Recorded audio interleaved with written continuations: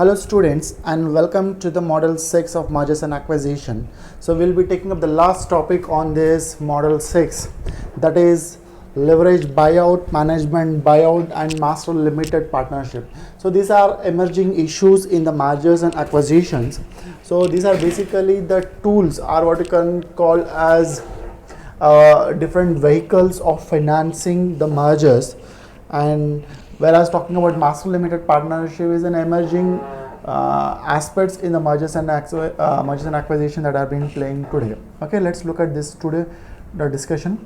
So what is this leverage buyout? This is a form of corporate restructuring from the point of contraction, from the point of changes in the ownership structure. Okay, so a form of restructuring in the form of ownership structure, how the ownership structure do get changed in the restructuring process with the help of mergers. Okay, leverage buyout is a financing technique. What is this leverage buyout? Is basically a financing technique where with small capital or with small equity capital a firm would buy a larger firm. So the best example, if you would like to look at the leverage buyout, is the Tata Chorus, a small company acquiring a larger company. With it was been possible for a Tata to acquire the Chorus because they had a very efficient leverage buyout scheme or a financing technique that they have been followed. Right? Is a buyer uses a debt to finance the acquisition of a company. What is that leverage buyout? So leverage buyout is a combination of financing technique, both of cash and the debt, that is both equity and the debt, and it is not of equal proportion. The larger proportion of financing of the merger is through the debt, that is through the borrowed fund, not even from the public, it is from the borrowed fund from the different lenders, and small proportion of its own fund from its reserves. Okay, such a kind of a merger financing technique, what we call as a leverage buyout. So it is referred to as a going private because all the public equity is purchased usually by a small group or a single buyer, then the company is no longer traded in the securities market. So what happens here, a public limited company becomes a private limited company by a single owner, and the single owner look for different source of financing from the different lenders and convert a public company to a private company, right? So this is what a concept of leverage. Leverage is using both debt and equity is called as a leverage in the financing of the merger. So what happens in the process of merger? The management of the firm makes decision of to purchase. As let's take the Tata makes a decision to acquire Chorus. Then financial analysis is being made to determine its value based on the division of the book value, replacement value or the liquidation value. They try to assess what is the value of the Chorus firm or in a target firm. Investment by the management is determined. What is their proportion? If you just look at here, the proportion of Tata were very less, 20% or so, right? Remaining percent was majorly from the debt. They define what is their proportion and what is the other proportion. They are looking for a debt option. Lending group is assembled. The different merchant bankers, they will try to identify the bankers, financial institutions, foreign lenders, foreign bankers, private equity firms. Okay, everybody are assembled. Generally these lenders would be put into the two different categories, that is debt are used in the that is secured and unsecured, two layers. This completely debt loan or lending money is put up into two different categories. One is secured and unsecured. In secured, what happens, whatever the assets of a company, that is acquiring company, are being pledged with these lenders. Tomorrow what happens if the firm fails to make a payment, any time these lenders can try to sell it out the assets and take back the money. So for which the rate of interest would be very low and risk is also very low. When you say unsecured lending, this here what happens, they issue the junk bonds and warrants, which are basically forward agreements, which are not in a standardized contract. These are basically in a forward agreements which are issued by company to these lenders, and the risk is very high here. There is a very high chance of default risk with the companies to the lenders. Though hence the return or the interest charged by these lenders are also very high here for the unsecured lending, because the risk is very high, the return is also very higher. Then external equity investment also they look at in terms of going for a right issue. Here all the debt may not be supported by the lenders, so they look for external equity raising through the right issues to the existing shareholders, right? Financing is agreed to make the deal. Once, right, financing has been agreed, they got the sources from their own money by raising the capital from the existing shareholders in the form of right issue, then looking for the debt. So once the finance has been ready, then they go and make the deal. So one, the execution deal takes place, payment is been done, and company get transferred, and the post integration activity has been conducted. This is the process of leverage buyout. So what are the characteristics of leverage buyout? Experience management. What is required? One thing is in leverage buyout, because you need to be very experienced management, because if the company is not well experienced or has no good credibility, possibly the lenders will not lend the money, right? And also they should have an experience to bargain with the lenders. That is where required. Strong and secured cash flows of a acquiring company is required, because only then a lenders can lend the money in the secured loan. So they can rely on the acquiring firm so that they can pay regularly the interest. If they don't have a strong and secured cash flows, and our cash flows are uncertain, the possibly they may not be able to repay continuously the interest rates. Strong asset base. The other important thing is they need to have a asset which can be easily sold it off. It in the form of land, building, brand, intellectual property, so that it can be collateralized. It can be easily collateralized, and it will be sell it off on the need basis. And other thing is it should have a low operating risk. Low operating risk, where the firm should be diversified firms. So even though initially the firm has a negative cash flows, it can diversify the risk of this negative cash flow by the profit of the other business units. Okay, limited debt on the firm's balance sheet. It should have a presently the limited debt, so that now with this leverage buyout they are trying to increase the more debt into the balance sheet. Equity interest of the owners, right? So also they should be have a equal participation of equity investors. It should not be completely financed by the debt. It should also have a certain proportion of equity interest. Equity, that is equity ownership of the in the leverage buyout, right? So let's look at the Tata Chorus leverage buyout deal, how it was. The deal was for $12.04 billion, where the Tata has paid to the Chorus fully on a cash transaction basis. How is that 12.04 billion that Tata has arranged to make the payment on a cash to the Chorus? What is that they did is they had taken 3.8 billion from the reserves, that is from equity from the own reserves balance sheet. From the reserves of the Tata Steel, they had taken 3.8 billion. The rest 5.6 billion, which they look for the secured and unsecured lenders. The lenders were ABN AMRO, Deutsche Bank and Credit Suisse. The leftover proportion were from the domestic banks. This is where the different tranches, what we call different tranches of secured, unsecured and the domestic bank and the reserves through which they have able to manage to acquire the Chorus, right? Then look at MBO. What is this MBO? That is what we call as a management buyout. So this is also very common term nowadays. It has been gaining more importance in the developed markets. When does it happens? When a company sells a business unit or even the entire company to a management group, this type of deal is referred to as a management buyout. So management buyout happens when the existing management, the executives of the management buy the completely the unit, right? The public limited get converted into a private limited by only one or two owners or one or two managements or the one or two executors. Such deals what we call as a management buyout. The existing management will buy the company is called as a management buyout. What is the purpose of this? The purpose of such buyout from the manager's point of view, that may save their jobs. That is, management want to save their job.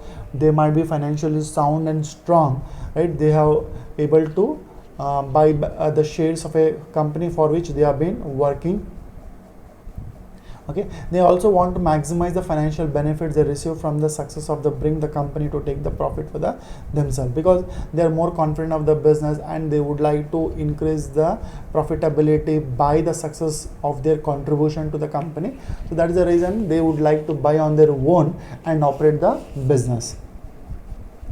So there is also possibility what we call as a management buy-in. The difference we find between the management buyout and management buy-in is, in management buyout, existing executives of the company will be buying the company, will be converting a public limited company to a private limited company. But whereas a management buy-in, what happens, it is also the executives of not the same company, the different company. The different company's executive would be buying the completely the ownership of a other company, and the new management will come and sit into the company, right? It is not the existing members, not the existing executives. The other executives of the other company will be buying the ownership of complete ownership on the other company, and they will come and operate the business of a acquired entity. Such a concept what we call as a management buy-in, right? Advantage of MBO is saving on registration and listing cost. What happens is, since you are operating, so you don't have to register the new company, listing of the company, listing fees has to be, you can save a company again going for public, establishing the company, that cost can be saved. That is advantage for the management. Less stringent regulatory and disclosure requirements, since it is a simple from a public company you are going for private company, right? So you don't have to file from the scratch. That is time saving and the cost saving. Elimination of shareholders servicing cost, since there is no shareholders, right? So that easily you are only the single owner or one or two owners would be there, so that even that cost can be reduced. Reduction in the management shareholders agency cost, right? Since what happens here, only few management or one or two management is acquiring, and there is no difference between the management and the owner. The completely the agency problem can be reduced. There is no owners now. Now the managers are the owners, hence the completely the agency cost can be reduced. Since there is no cost of agency and the managers were effectively work because their money is involved in the business and they look for increasing the profitability. They put hard and fast efforts to make the company very profitable. If not, what happens, the management view would be different, owners view would be different, that leads to corporate misgovernance, right? Then makes firm more leaner and more efficient. The other advantage what we say is, since the company is moving from public to private, so it is becoming more lean, right, and more efficient, because the control is within the few owners. Substantial amount of debt increases through their incentive to work hard, right? So what happens here is, it increases more of responsibility on the management, because they have to work very hard, and also because the more profit they get, the more work they do, the more profit they get. And also substantial amount of debt possibly increase, because the existing management may not have been purchased complete the ownership from their own equity. They also would have been looked for the different leverage buyout from the different sources of debt. The hence debt burden would be there on the only the few managers. The one or two who has purchased the company would be having huge burden on them.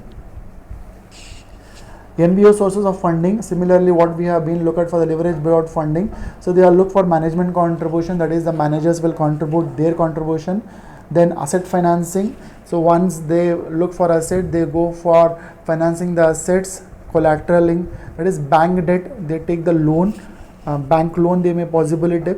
They look for private equity. Private equity are those now emerging the investors, which we find they are called as angel investors, private equity investors, right? So they are ready to fund at a reasonable rate of interest. Right? There are so many private equity investors we can find. They are ready to fund the project. They are ready to lend the money, right?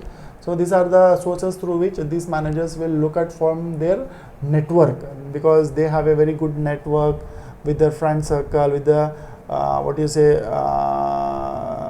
social media, through which they will try to have an access and get the funds. So coming to the last topic of discussion, master limited partnership, it is also changes in the ownership structure. This is very recently this kind of change in the ownership structure in the cases of mergers has been taking place right now. It is only, we hardly find this is applicable and approved in the energy sector as of now, and only in the developed market we find such types of mergers that takes place under the master limited partnership. Let's try to understand what is this. It is in a business venture that exists in the form of public traded limited partnership firm. It is a combination of a company which is a public limited company with the limited partnership. Okay, it is a unique hybrid legal structure that combines elements of partnership with element of corporation. Right, it is a like, neither you can say completely is a public limited company, neither you can say it is a partnership firm. Right, so it is a combination of both public as well as like a partnership. The combination of these two entities, what we call as a master limited partnership. So what happens here is, it is aggregate of partners rather than legal entity, right? So here it is not a separate legal entity. We can't call it as a separate legal entity. We call it as an aggregate of partners. Group of partners form a master limited partnership, and they will invest. They will acquire the target companies with their sources of financing, right? So here you don't find any employees in the master limited companies. You don't find any employees working. It's purely in a company which is having partners. The partners are like two class of partners. In the master limited partners, you find two class of partners. One is general partner and limited partner. Only these two partners are the employees of the company, of the master limited company. Who are these general partners? General partners are those who basically who are responsible for operating activities and hold 2% of the stake in the ownership. Right? Basically, these are the management of the top level management. They are involved in operating the business, right? And they hold smaller, maximum 2% of stake in the partnership firm. Whereas a limited partner, these are the partners who are very financially sound and strong, and they try to provide capital for operating the business, for acquiring the business, right? But they are not involved into the operating activity. They are only involved in the funding activity, right? So they look only for the profits, but operation is purely done by the general partners. Okay, this is what a master limited partnership, new kind of an entity which has been coming in terms of ownership structure, right? And these companies are buying the other companies, where the company itself is having different categories of partners, right? The general partner will take care in terms of managing the business. There is a limited partners who will be continuously and ready to finance the capital for acquiring the other companies. Fine. So what are the advantage of this? The advantage is, one is diversification of risk by investment in the broad portfolio. What they do is, this partnered firm will investing into the different business class, different business units, so that they will be trying to diversify the business, right? Then is tax benefit for this partnership firm. As I said, like we have like general partners and the partnered firm, right? So these people will be getting the benefit in terms of tax. That is the one advantage why the firms are looking for master limited partnership. And there is a higher income also, because they invest larger money, they will be getting higher interest. Then stable income will also be there, that because it has been managed by the general partners who are very well versed and specialized in terms of running the business and operating the business, and there is no insecurity or unstable cash flows. So business has been managed well by the general partners, and it is supported by the financing by the partnered firms. Do not incur liability exposure. Other thing is, these partnered firms, they don't look for unlimited liability. They look for only limited liability, higher gain, and ready to finance. These are the characteristics of master limited partnership. What is the disadvantage is, there is no control on the management decision and the ownership. One is, the thing is, since these general partners who look for and operating the business, there is no control over the management decisions, right? So they try to take the decision on their own and run the business, and whereas partnered firms which are limited partner, they look for no risk but higher returns. This is the new emerging kind of companies that are been coming up and playing a very important role in terms of mergers and acquisition. Fine. With this, we'll stop here and we'll end